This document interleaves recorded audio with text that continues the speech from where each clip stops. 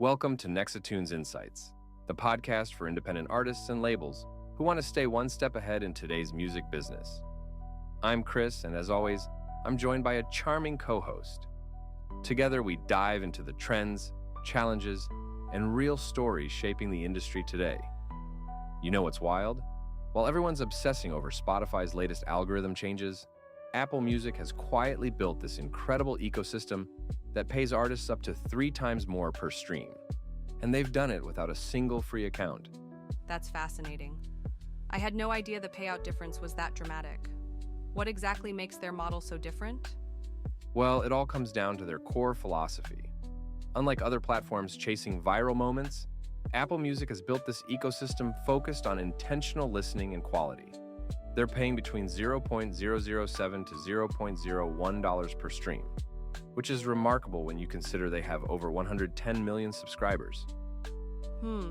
So they're basically saying no to the whole growth at any cost mindset that seems to dominate streaming these days. Exactly right. And here's what's really interesting. Their entire platform is structured around human curation rather than algorithms. Their editorial teams are highly specialized by region and genre, and they're known for maintaining these incredibly thoughtful playlists that actually make musical sense together. You know what strikes me about that approach? It must create a totally different discovery experience for listeners. Oh, it does. And the data shows it. Apple Music users tend to have much more intentional listening patterns.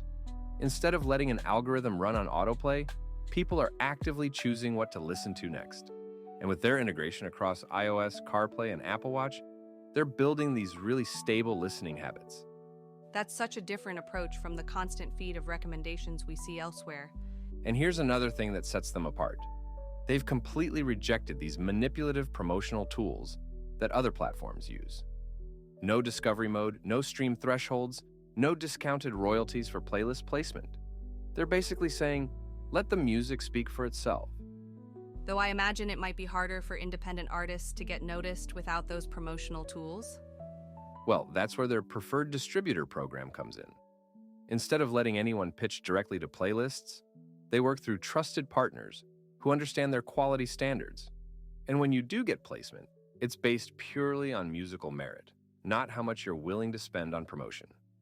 The whole ecosystem approach is pretty brilliant when you think about it, from Shazam integration to Apple Music Classical. Right.